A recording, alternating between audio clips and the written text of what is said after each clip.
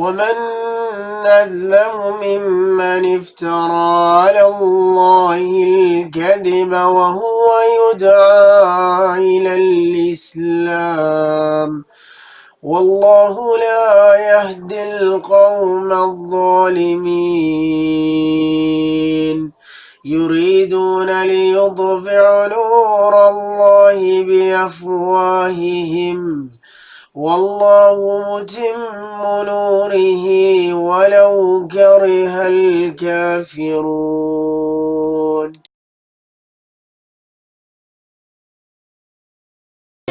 بسم الله والحمد لله والصلاة والسلام على رسول الله صلى الله على نبينا محمد وعلى آله وصحبه أجمعين برحمتك أرحم الراحمين. So inshallah, we started the journey and we were speaking about the death of Imam Hussain and how it happened, and I gave you some of the background of it. So today inshallah I'm going to go into the details of it, and I'll give you some lessons to extract from that as well. And why we speak about this, because this is a very, very hot topic, especially if you are from subcontinent or from Iran, then you do have friends in the other community as well. And often the way they picture it, it seems like sometimes they put some of the Sahabas down as well, and which is problematic. So the hadith of Rasulullah sallallahu alaihi wasallam, and this is from Abi Dawood, Rasulullah sallallahu alaihi wasallam says that إِذَا رَأَيْتُمُ الَّذِينَ يُصَبُّونَ أَصْحَابِي, whenever you see someone who is bagging the Sahabas or saying bad towards them, لَعْنَةُ اللَّهِ عَلَيْهِ عَلَى شَرِّكُمْ, then may Allah curse these people who are creating this problem. So this shar. So basically, this is something that one of the biggest problems at the moment, especially the country that I come from. Right now, as we speak, there is a lot of problems happening, and there was a rally just recently. This was on the 12th. So all the ulamas came out and they said we should stop this from the Sahabas being called out, because basically some of these Zakireen, they went and they were saying, belittling Abu Bakr as-Siddiq. They even say in their books Muawiyah was the one who poisoned Aisha radiallahu anha. Na'udhu billah. I mean, this is something all made up stories. Understand, their religion is based up all on fiction, and they've gathered all these stories over the years. Alhamdulillah, we know after the Quran, the hadith books have been authenticated. Did you know the most authenticated book after Quran on the face of this earth is Bukhari?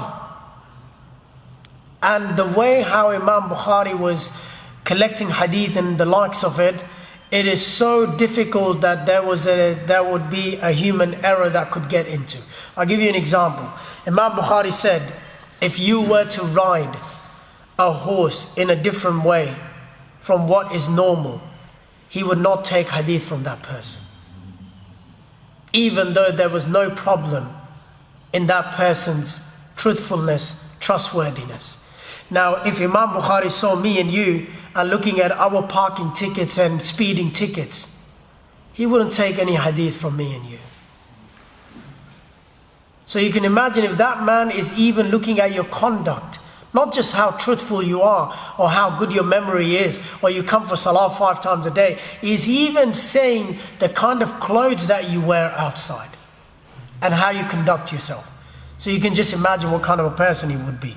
So now I'm going to also, before we do that, understand many hadith of Rasulullah sallallahu alaihi wasallam points towards the love of Rasulullah and his family. Allah subhanahu wa ta'ala says in the Quran, إِنَّمَا يُرِيدُ اللَّهُ لِيُذْهِبَ عَنْكُمُ الرِّجْسَ أَهْلَ الْبَيْتِ وَيُطَهِّرَكُمْ تَطْهِيرًا.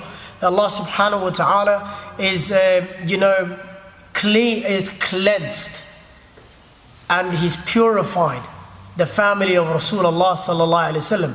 Now that doesn't go, understand, sometimes people just take these ayahs and they use it for their advantage. I'm from the family of Rasulullah. Now this person may be alcoholic. He may be doing all the things under the sun, just carrying on the banner. Family of Rasulullah, we know Allah subhanahu wa ta'ala looks at our levels of taqwa. If there are someone pious here, definitely if he's a family of Rasulullah, he has an edge over us in his status.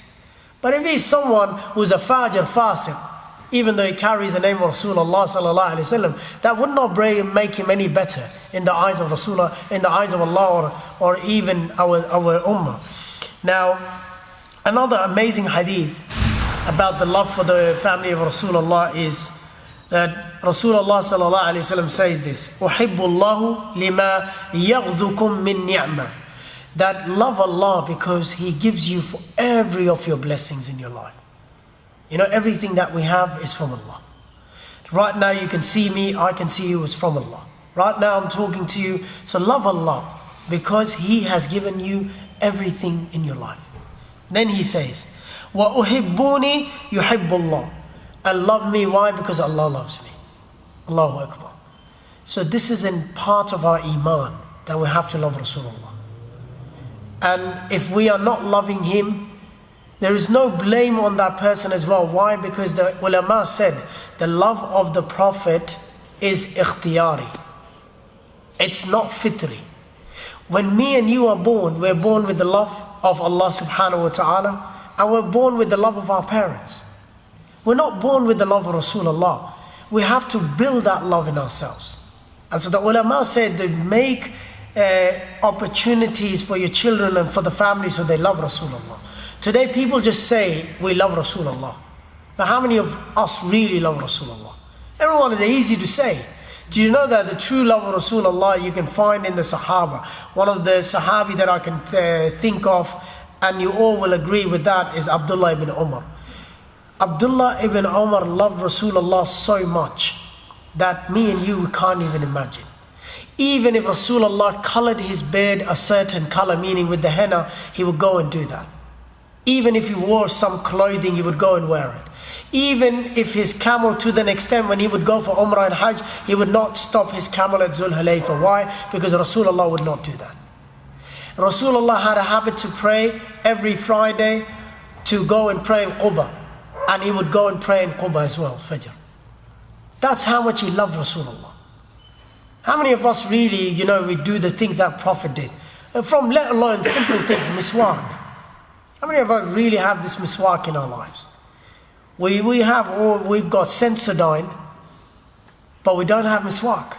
I'm not saying leave Sensodyne, I'm saying even add miswak to your lives. And then he says, وَأُحِبُّ أَهْلَ الْبَيْتِ لِحُبِّي. So love my family. Why? Because it's part of the love. It's part of loving me. So when we love his family, that's like we're loving him as well. And that's one of the reasons that the family of Rasulullah is venerated. Now, very quickly, I'll summarize this story. I know this has been taken along, but there are a few other things I wanted to speak as well today. It's not just this story. I want to speak about the punishment of rape in Islam. Particularly why? Because what's happening in the media, as you're seeing, in Pakistan, there was a recent case and the government back and forth in the media, everyone's saying you've got to punish them like this, you've got to punish them like that. So I want to give you the Islamic understanding. A lot of ulama actually say it's just the punishment that you give in for zina. But actually these people are called muharib. There's someone who goes against the laws of the state. And so I'll give you that inshallah towards the end. Now, Imam Zahabi mentioned, I actually come to the point of Imam Zahabi later, but the scenario, just for you guys to understand, is Muslim bin Aqil is sent by Imam Hussain, and Muslim bin Aqil is his cousin. And that's, Aqil is the son of Abu Talib, and Ali is the son of Abu Talib. And so Muslim bin Aqil is the son of Ali, so they're first cousins, and also Aqil and Ali were brothers, and Muslim bin Aqil being the son of Aqil, and Hussein being the son of Ali, they're cousins, first cousins. So he sends Muslim bin Aqil, he says, look, go and see and look at what the people of Kufa are saying.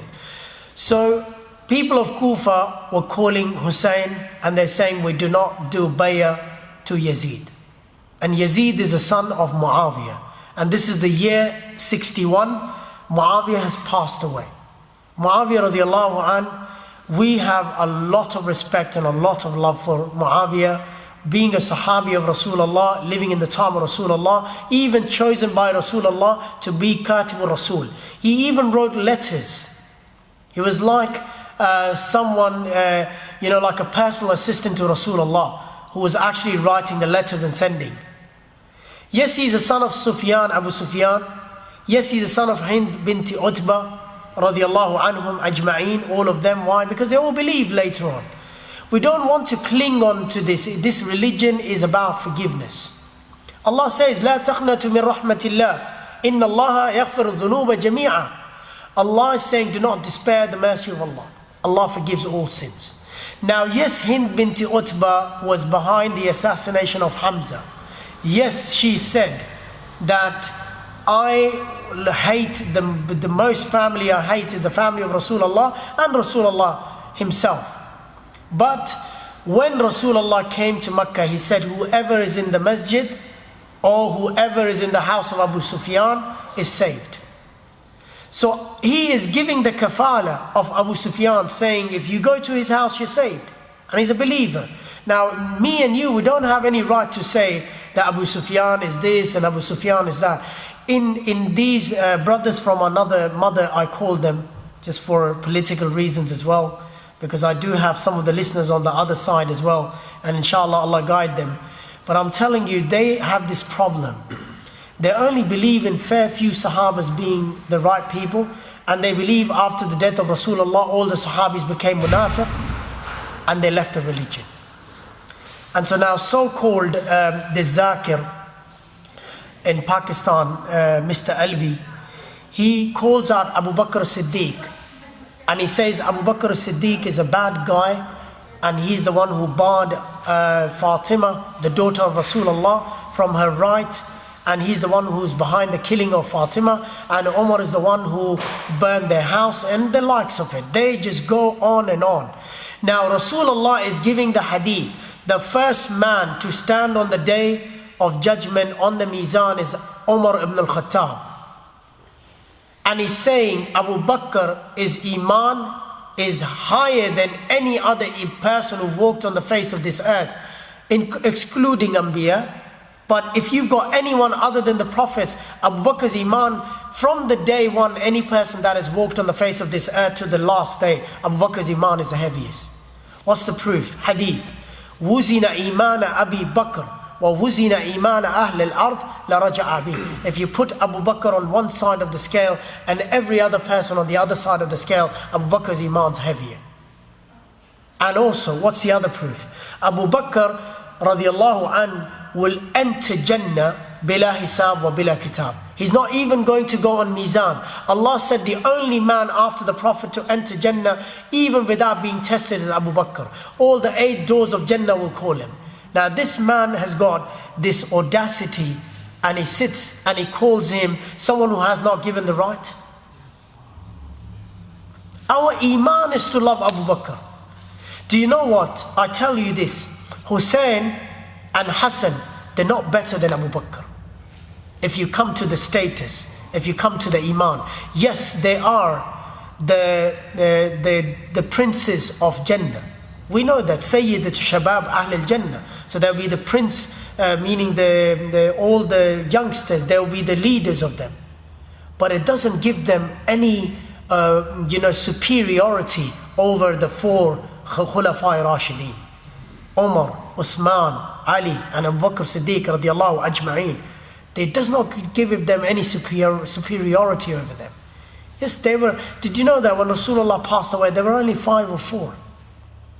Yes, Rasulullah loved them. Yes, he loved them so much. He called them, it was like the children, our children. We love them. We are always, we do anything for them. Yes, he loved them. He did so much for his children. Yes, they're part of his family. But it does not mean we take someone else's right away. And Umar, Abu Bakr and Uthman and Ali, they are above all the Sahabas. When it comes, this is part of our Iman when we look at the Khulafa.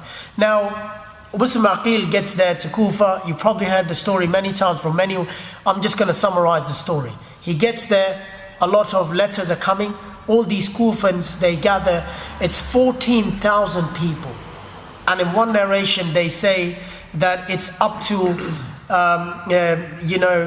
40,000 people who are living in Kufa. All that people of Kufa, they want to give bay'ah to him.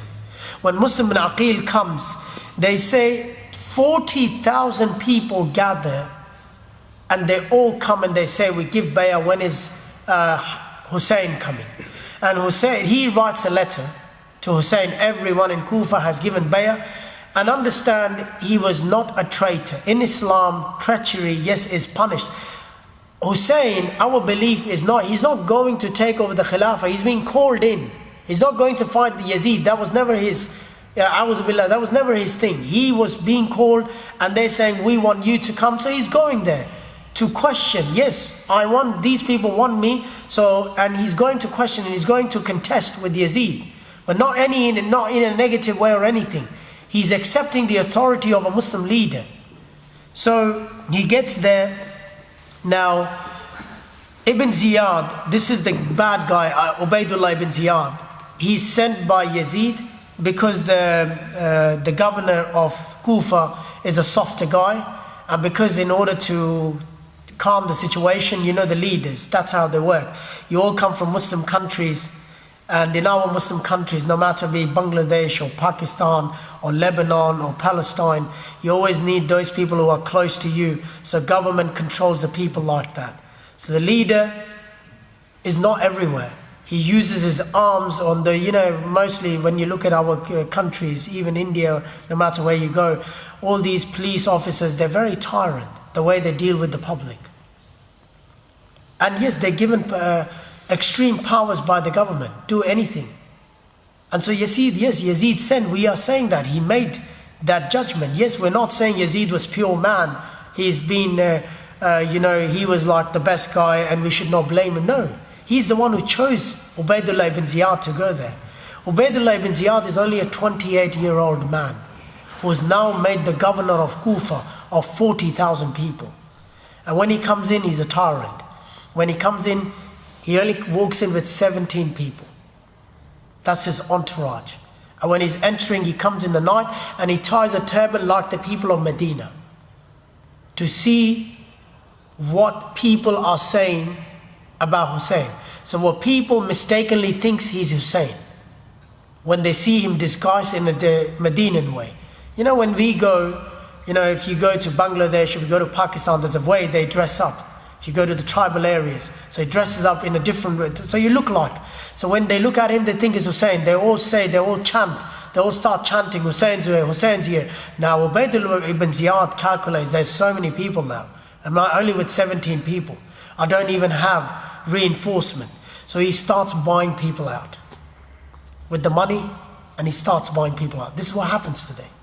SubhanAllah, if you look at today in the Muslim countries, we buy people.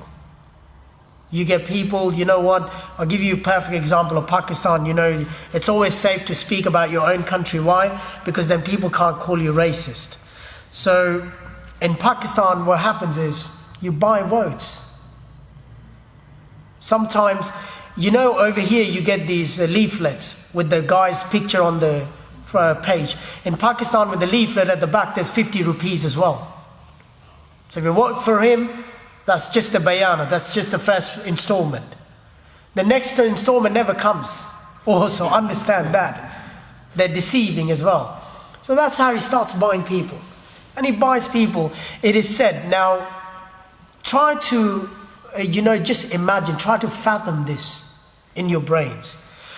4,000 people are behind him in the morning in Fajr Salah.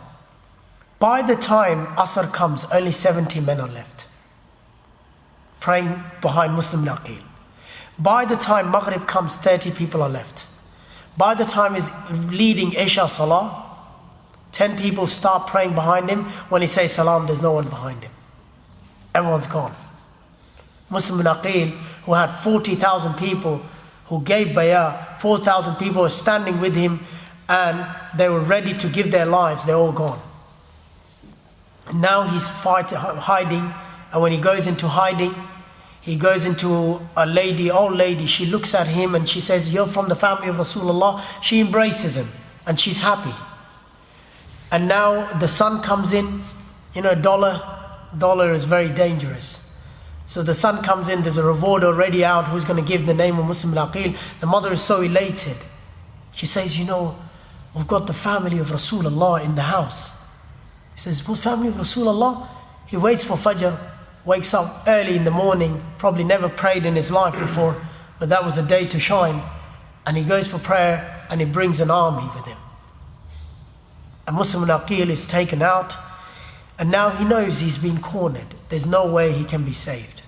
So he says to Abdurrahman ibn Muhammad ibn Ashad, this is the leader who's sent of the little army that's come to get him. So he says to him, he's a good man, he says to him, you know what, Hussein's coming.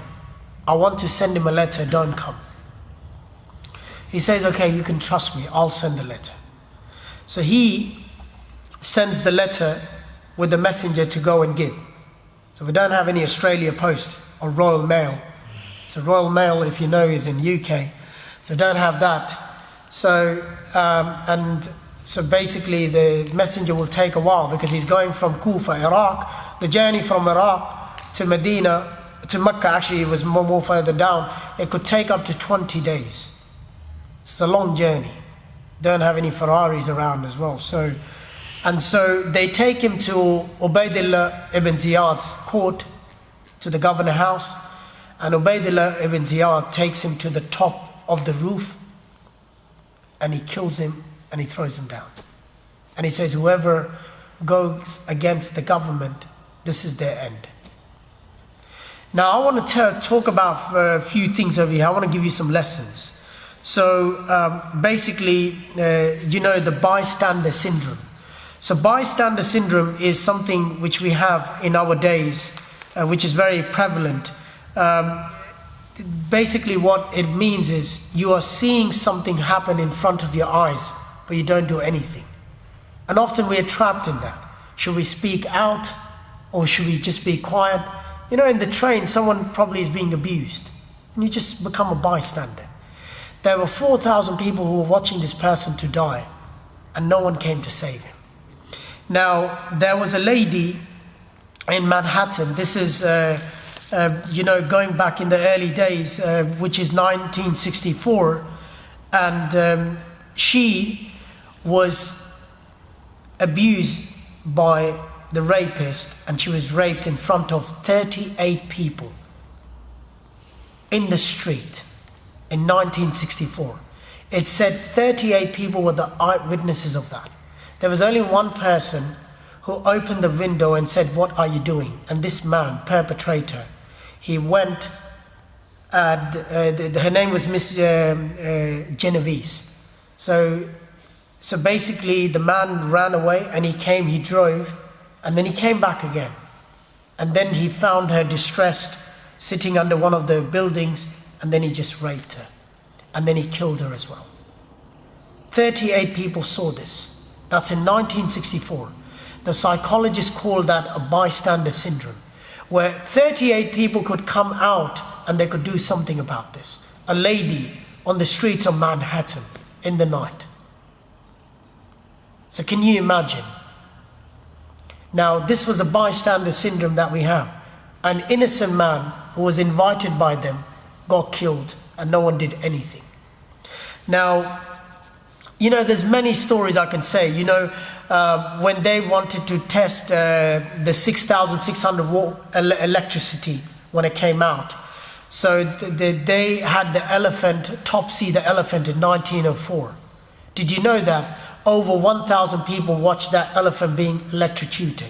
You can actually go on YouTube and watch it. He just dies within seconds. He falls on his head. They electrocute him. 1,000 people are there to watch it, and people, human rights people, jump up and down daily. But this happened in a Western country in 1904. The elephant was a circus elephant. It was just not behaving well, and they decided, okay, we have to test the new electricity voltage, which was 6,600 watts. That was tested on that elephant. He succumbed to its death within seconds. It's actually, the video is up there. It said there was 1,500 people, to be more precise, on that day. And they were watching it. So this happens in our society, the bystander syndrome.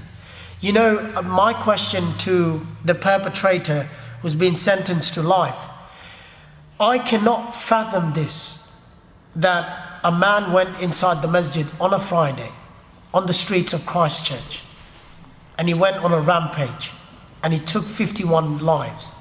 I cannot fathom this, that no one saw him with a gun, no one heard the bullets.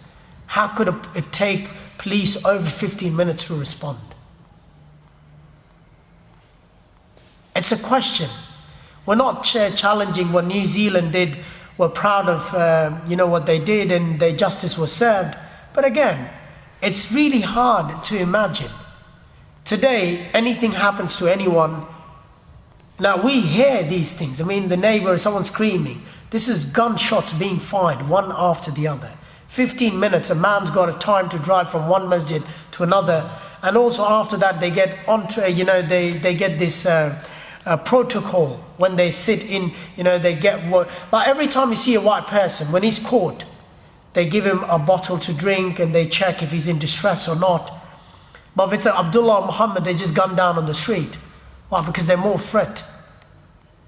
That's a problem that we have in a society. But sorry, I just went on a tangent there. But anyways, what happens is, now on the 8th of Zil-Hijjah, Hussain leaves Mecca. Now Hussein's been warned by many people. And in the time of Hussain, 3 major Sahabas are there who are more elite in status, and they're alive. And they've spent more time with Rasulullah, and they're more smart. Except for one of them, 2 of them warn him not to go. So the one is Abdullah ibn Zubair. That's the son of Zubair ibn Awam, you all know him. The second one is Abdullah ibn Umar, who's the son of Umar ibn Khattab. He's there as well. And the third one is a master of Quran, Abdullah ibn Abbas. He's also the cousin to him, a long distance cousin.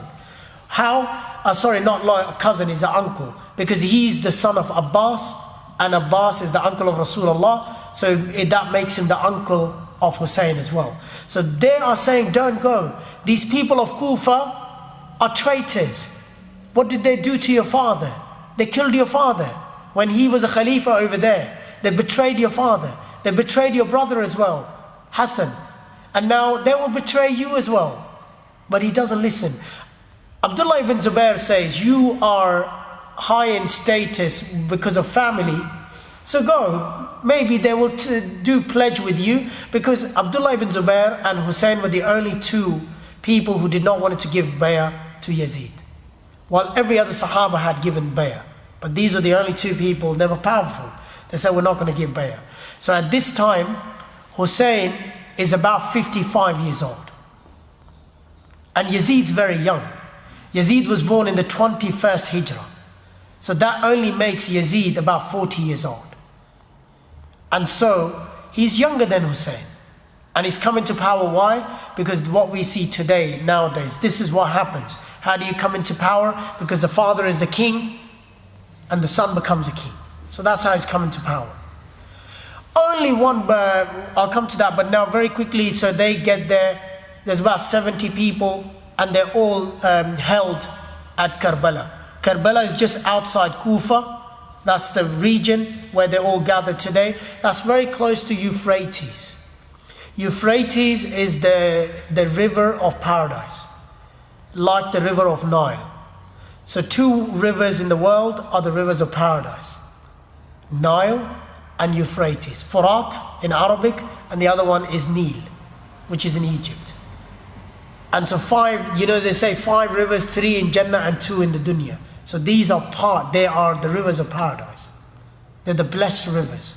So Rasulullah already had this vision. It's a Sahih hadith that he was shown that his grandson will die next to river Euphrates. And the sand was given to him, that this is the sand of that land. And so basically what happens is he gets there. Now Yazid, Ubaydullah ibn Ziyad asks for reinforcement. They think that this guy is coming with a big army. Now the guy who is there is Umar ibn Sa'd. Umar ibn Sa'd is the son of Sa'd ibn Abi Waqqas. So understand, even good people can have bad children. Sa'd ibn Abi Waqqas is such a great Sahabi. Did you know that his title, what was his title? He was called the living martyr.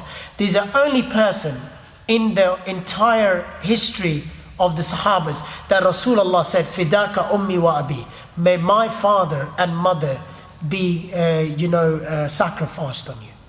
Only person that the Prophet said.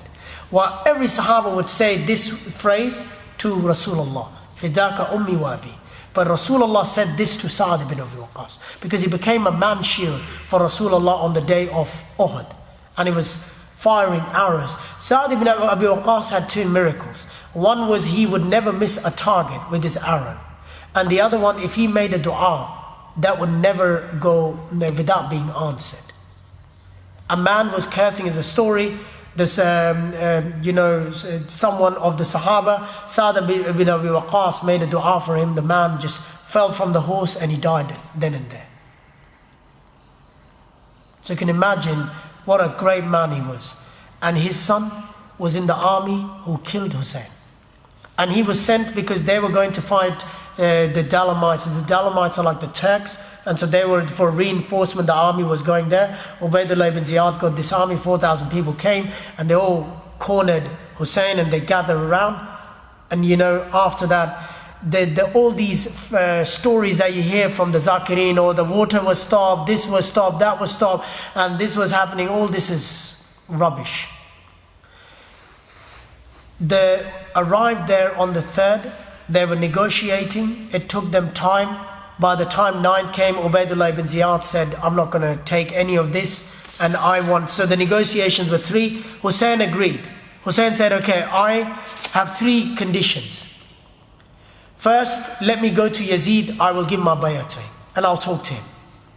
Alright? Second, if you don't allow me that, let me go back. Third, if you don't allow me that, banish me. Let me go outside the lands of Muslim, and I will never return. And I will live my life like that. Now, Ubaydullah ibn Ziyad was a tyrant. Umar ibn Sa'ad, according to narrations, were happy. He said, okay, there is some solution we can achieve. Ubaydullah ibn Ziyad said no. If he wants to give bay'ah, he has to give to me. A 55-year-old man, a 28-year-old guy saying he has to come to me, and someone who's not even in status, no one even knows his ancestors. So that was an insult to Hussain. Hussain said, okay, we'll fight. So Ubayd ibn Ziyad knew that Umar ibn Sa'ad is getting softer and he's getting sucked in. So he sends Shimr. Shimr Zoshan is the guy who gives the first blow to Hussain with the spear. And he sends over to him, and also he sends Sinan ibn Anas, and they say, if Umar ibn Sa'ad is hesitant, you take over the army. So now Umar ibn Sa'ad is also promised governorship of a certain land. Again, money, those packets, 50 rupees notes, probably in there as well. So it's promised something, and he agrees. And they go, they corner the family on the 9th. They stop them from moving. And on the 10th in the morning, which is the day of Karbala, or the day which is Ashura for us, and Ashura, you know why it is, for Musa, I'm not going to go into detail. And then after that, it starts, and one by one, whoever's coming facing the army, they're dying. So it's like a battlefield, but 4,000 people fighting, only 70 people, which includes women as well. And the rules of engagement, they did not touch the children or women, and that's why one family member was alive at that time from Hussain, and that was his son Ali ibn Hussain, who's known as Zainul Abidin. You all know him roughly as Zainul Abidin. His name is Ali ibn Hussain. That's his name, he's alive. And it's said in the story later on, when they reach the court of Yazid, Yazid cries, and he said, I never ordered the killing. But that cry, we do not value that cry anything. Why? Because he did not punish. It says in the history, he did not punish Ubayd ibn Ziyad. Anyone that was in there, no one was punished. So we only say what Imam Ahmad said. Imam Ahmad said, Yazid had nothing to himself. The only thing he had to himself was the hadith of Rasulullah. He said, whoever participates in the first conquest of Constantinople, all the army is forgiven. The leader of the army was Yazid. And it was in the time of Muawiyah. And you know who else participated in that army? Hussain was also part of that army. And he went with him, and they went in the first conquest. Even though they did not win against Constantinople, but that was the first ever conquest. Now, what do we think of Yazid? People want to always know. We think of him nothing. We don't want to waste our time. Yazid, what, is he important to us? No, he's not. He never narrated a hadith. So we don't have to worry about him. No, Yazid, yes, there were so many other Yazids who are part of the hadith, who are scholars. Yazid to us is someone that we don't want to worry about anyone. We do not give or spend our life praising him or even thinking about him or bagging him. No, that's not our stance. What is our stance? It's very simple. Our stance is that he was just a king, like every other king. Allah will deal with him.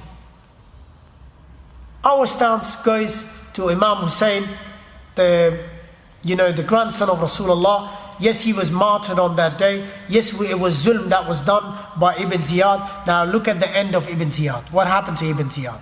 It said the army later on came, and a lot of problems happened after this. Islamic history has been darkened after this.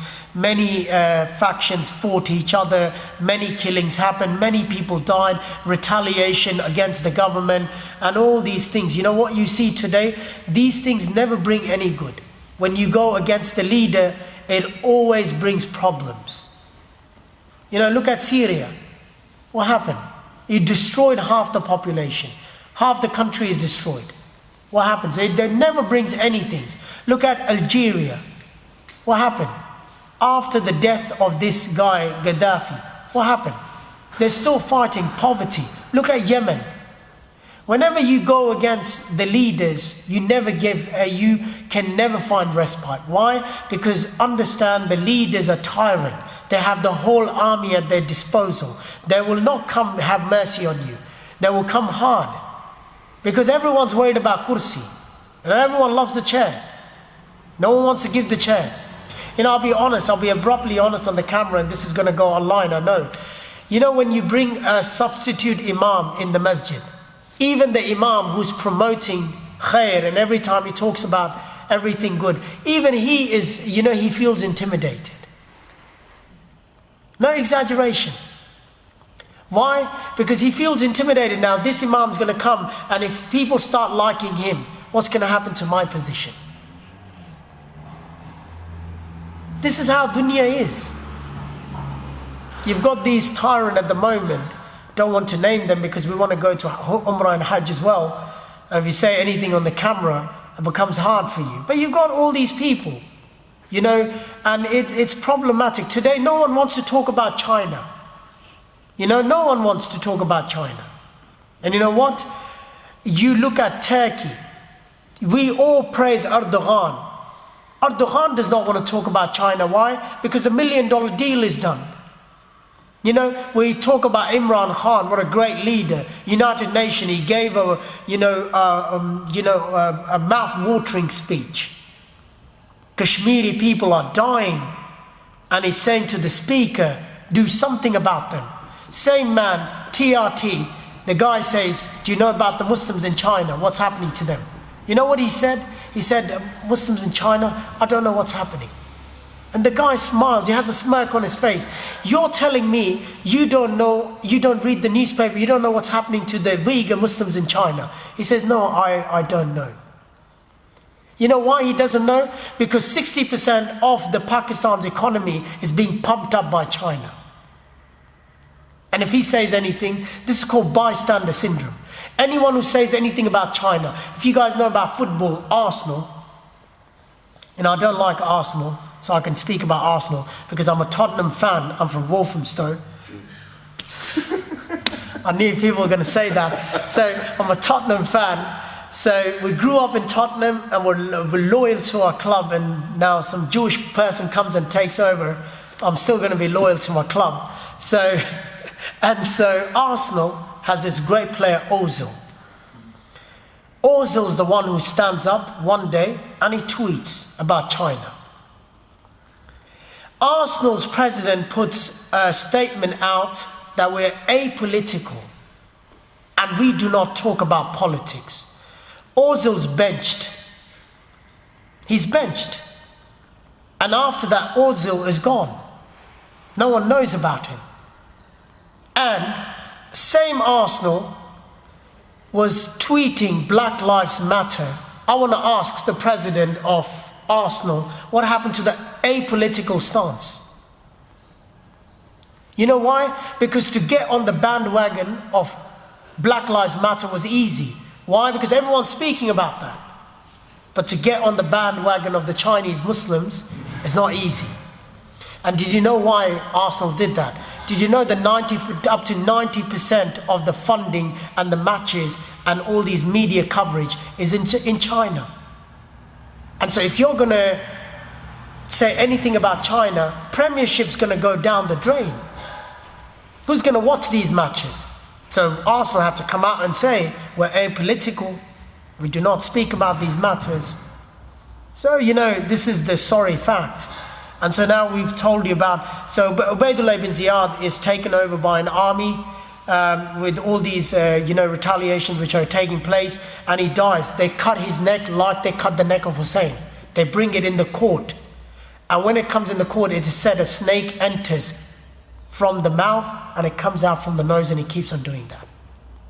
And the people who are over there, and they say, we saw this man who was humiliating the head of Hussain when it was, because he was poking the head, the lips of Hussain when the head was brought. Allah humiliates all those people who are humiliating this religion. And inshallah, Allah will humiliate these people as well. So inshallah, we'll just summarize whatever we were saying. Now, these things will happen, but our stance has to be very, very clear when it comes to the Sahaba. We're not those people who will take on any Sahaba, and we're not going to be those people who are going to entertain that. Whoever goes after the Sahaba, you all have been to a Pakistani masjid, you all have heard the second part of the khutbah, Allah, Allah, ashabi, la tattakhiduhum min ba'di gharada, faman ahabbahum fabihubbi ahabbahum, waman abghadahum fabibughdi abghadahum. You know what it's saying? Rasulullah is saying to Allah subhanahu wa ta'ala about his Sahabas. And then he says, I love my Sahaba, whoever loves my Sahaba, I love them. And he says, whoever hates my Sahaba, I hate them. And these Sahabas are radiallahu anhum, they have been given the certificate by Allah in the Quran. Now me and you've got no right. Now I don't have a certificate until you are the followers of Sheikh Muhammad, the one who lives in Canada, who says radiallahu anhum is for me. Until if you believe in him, because he, in his debate, he said to one of the person, he says, I don't believe that this ayah came down for the Sahaba, this ayah came down for me. These ayahs are for me. You got these crazy people out there as well. But see, inshallah, we said we're going to speak about another topic, but no, we'll finish off over here. But Kitty Genovese, we spoke about the lady who was raped, and 38 people were the witness. So don't be bystanders. All right? My thing is, no matter what you can do, speak up about these matters. Yes, at the same time, our stance is very clear. I've told you what our stance is, very, very clear. We're very clear. What is it that we say? Whatever Yazid did, we do not in any way condone that. And again, when people ask about us, Yazid is not a Sahabi. Yazid got nothing to do with us. We said, Imam Ahmad said, the only thing that saved him was the hadith. Again, leave his matter with Allah. By saying him, wallahi, you're not going to go to Jannah. You got these promoters in Pakistan. The guy, the so-called scholars say, and this guy is very famous, his name is, I'll call him out on the camera, Mirza Muhammad Ali Engineer. Very, very famous. He wears a turban and he sits in front of the TV and he's got people on his right and left, and they bag. He started off speaking about Ahlul Sunnah wal Jama'ah and everything. Now his job is just to bag the Sahabas. His name is Mirza Muhammad Ali Engineer. By trade he's an engineer and he's got no Islamic qualifications. Can't even read a hadith in Arabic properly. And become a scholar now. They ask him, will Allah ask us about Yazid on the Day of Judgment? And he says yes. Allah will not ask you about Yazid. Allah will ask you about your salah. Allah will ask you about what did you do for the people of China. Allah will ask you that. Why? Because Yazid did not come in my time. Whatever happened over there will happen over there. Allah will definitely ask us. You had social media. Did you put a post for them? Did you say to people what's happening to them? Allah will ask about that. What was in your hands, Allah will ask. Allah will ask what we've done, how we've lived our lives. So inshallah we close off over there. But if you've got any questions, I said I'm going to speak about the issue of rape, what's happening in Pakistan, but that's going to take a long time. But in 5 minutes I'll give you one thing. Did you know that, very quickly, and this is a sad reality, United Nations and other surveys have been done to the women in Muslim lands. And in one land that was done in Egypt, and they asked if women were indecently touched or groped or molested or any of those likes that has happened to women. Did you know that? What was the answer? 100% of the women said they have.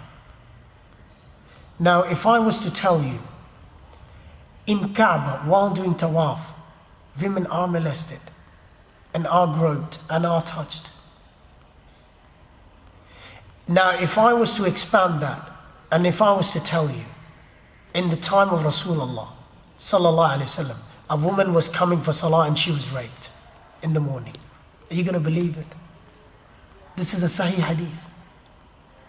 Rasulullah is the leader. All the people that live are Sahabis, Omar, Ali, Uthman, and Abu Bakr as-Siddiq and the likes of them. They all live there. A woman's coming for salah in the morning and she's raped by a man in the street of Medina, in those darkness. And Rasulullah sallallahu alaihi wasallam punishes that man to death as well. There's many lessons in this hadith. Inshallah, in the next week I'll give you some lessons, but I just want to open that topic. This hadith is not just as what I've said, but just very quickly what hadith, where the woman starts crying, so you don't go thinking that what really happened was, basically she starts crying after that, and there was some passers-by, they were coming, and they saw her in distress, and they looked around for a man, they found a man. He was wandering, and they caught him. They brought the man to her, she said, yes, this is the guy. They took them to Rasulullah, the man said, I haven't done it. Now, the woman was persistent that he's done it. After all these commotions happening, a man walks in, and he says, Ya Rasulullah, guilt took over me, I was the one who did it. And Rasulullah let the woman go, and he said, there's no blame on you. And he let the man go as well, and he apologized. And then he ordered for this man to be stoned. Now understand, when it's the darkness, when women are in distress, this is a very critical point. We do not take witness of someone against someone. Islam teaches that. Even Rasulullah, when he was questioning it, he did not want to practice his authority until he got to the bottom of it. That's why he kept on asking the woman and asking the man. And so this shows, this is in our religion, it's very, very simple. We just don't go by that. And that's why, inshallah, in my next, I'll expand on this hadith, and I will give you some of the punishment that Islam says. And Islam even gives you a right to crucify this man who is involved in rape. These are the worst criminals. They are called muharibin. They are the ones who destroy law and order in the society, like highway robbers, like the people who come with the guns and they scare you. Islam even says in Surah Ma'idah, you look up yourself today, ayah number 33 gives 4 punishments. First one, you kill them. Second one, you crucify them. Third one, you cut their right hand and you cut their left leg, and you leave them like that so people can see them. And fourth one, you banish them, abandon them, or exile them from the lands of Muslim, and they can never come back. So there's different punishments. Inshallah, I will expand on that in my next thing. And in the next thing, we're going to go normal seerah. We're going to speak about Isra wal Miraj. And so we're going to continue from there. So inshallah, because we have spoken about Isra wal Miraj for 2 or 3, I'm just going to summarize the whole story. And inshallah, we meet again, inshallah. Wa sallallahu ala sayyidina Muhammad wa ala alihi wa sahbihi ajma'in bi rahmatika ya arhamar rahimin. So if anyone's got a question, I'm happy to take questions for 5 minutes. Anyone's got a question? Anyone? What question, Shihab? No? All right.